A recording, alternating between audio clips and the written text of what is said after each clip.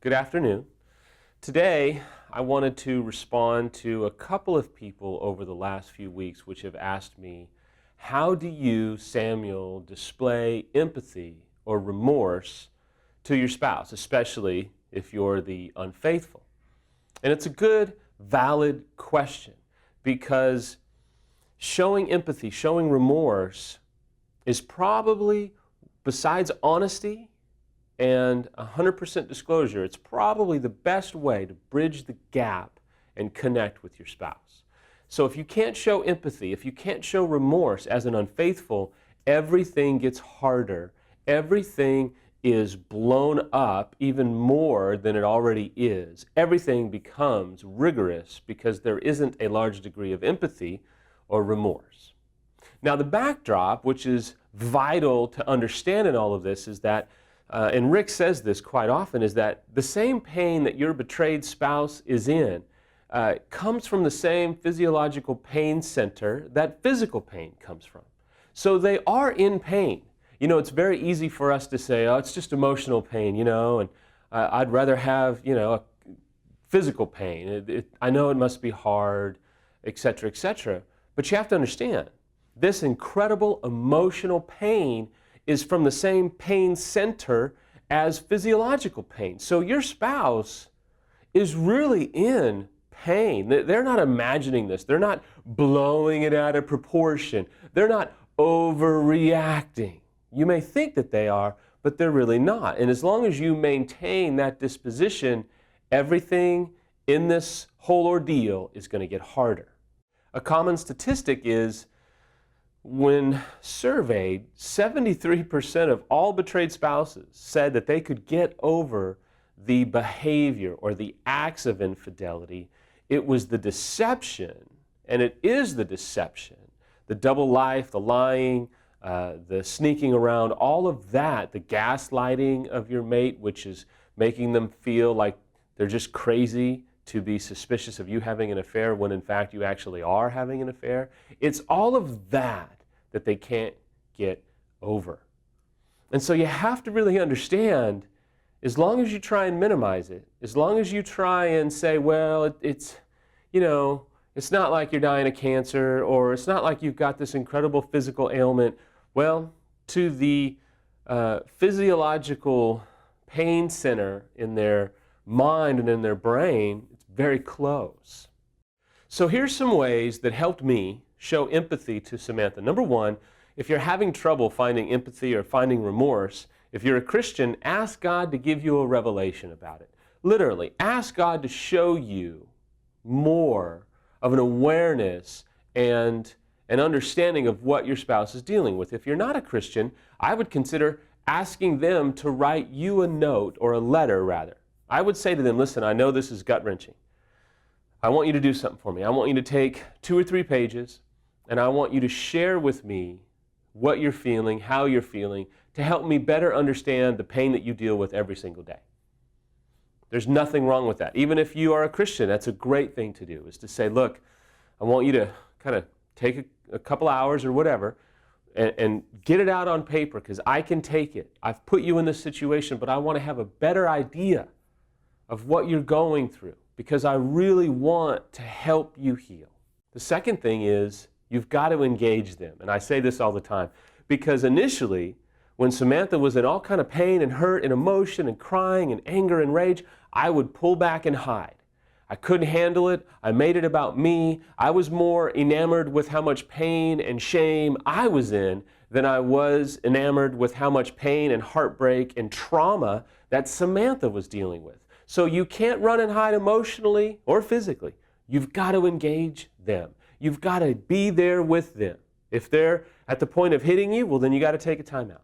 If they are doing any kind of domestic abuse, I'm sorry, you've got to call the police. You've got to step out. You can't allow that to go on, because it will only disintegrate the fabric of recovery. Number 3 is you got to own it. Don't try and justify it. Don't get defensive like I did, because really, I heard this the other day, when you're defensive, all you're doing is blaming your spouse. And so you have to understand that's toxic. So own it. And here's the trouble. Here's the most difficult point for, I think, the unfaithful is we don't always want to own it because we still have unresolved issues, and we think that some of the things that our spouse did made us cheat in the first place. And you may think that, and I understand that. And I'll tell you, privately, in your brain cage, it's okay to think that way. If you vocalize that, you're going to get really hurt. It doesn't work, okay? So you have to own it now, and I'm speaking right to the unfaithful. You have to own it now, understanding that if there's unresolved issues or frustrations about the marriage, you will be able to address them at a later time with the right help.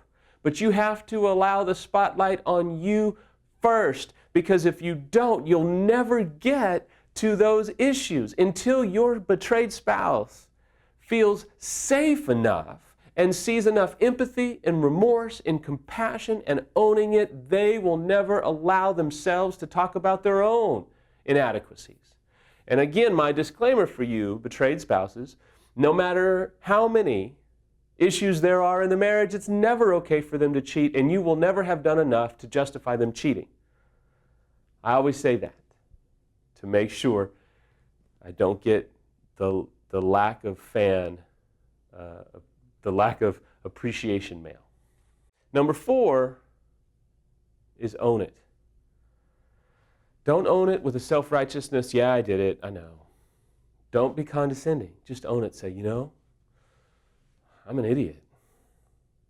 Stop saying I'm sorry only, because a lot of times they think you're only sorry that you got caught. Try this. Say, I am completely sorry. I was wrong. I am wrong.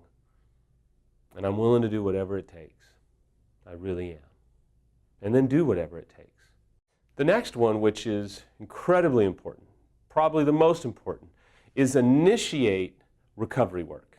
You be the one that finds a therapist. You be the one that takes the EMS online and signs up, or the EMS weekend. You be the one that does the research, does the heavy lifting. You be the one that goes onto the website maybe and finds articles and prints them off and shares them with your spouse and says, listen, I read this. This is me. Man, what a jerk I've been. I can't believe how I acted. And this article helps me see things differently. When I did that, man, Samantha's eyes lit up. I mean, her heart leaped because she saw that I was trying to get healthy. Because as you try and get healthy, it shows them that they are able to slowly but surely re-engage with you. And I can't underscore this enough. Pursue recovery. Drive the healing bus, as I say. Be the one that leads. I know you want to wallow in shame, and sometimes the unfaithful just wants to not piss off their spouse anymore. I get it. But the fact that you are willing to lead and you are willing to say, hey, let's do this, or hey, let's do this, or I was reading this article, or I was watching this blog, or I was doing this and it really spoke to me, or I thought this might help you, it speaks volumes. Finally, I want to just tell you that before every act of rejuvenation, before every process of restoration, before every process of rejuvenation to your marriage or to you personally, there's always loss. And so I know right now you're suffering with an incredible amount of loss, but I'll tell you, if you'll do what you need to do, this loss is going to really create an opportunity for rejuvenation for you personally and for your marriage. Don't get lost in the pain, but allow the pain to transition you into the new season of rejuvenation and hope that's available for you.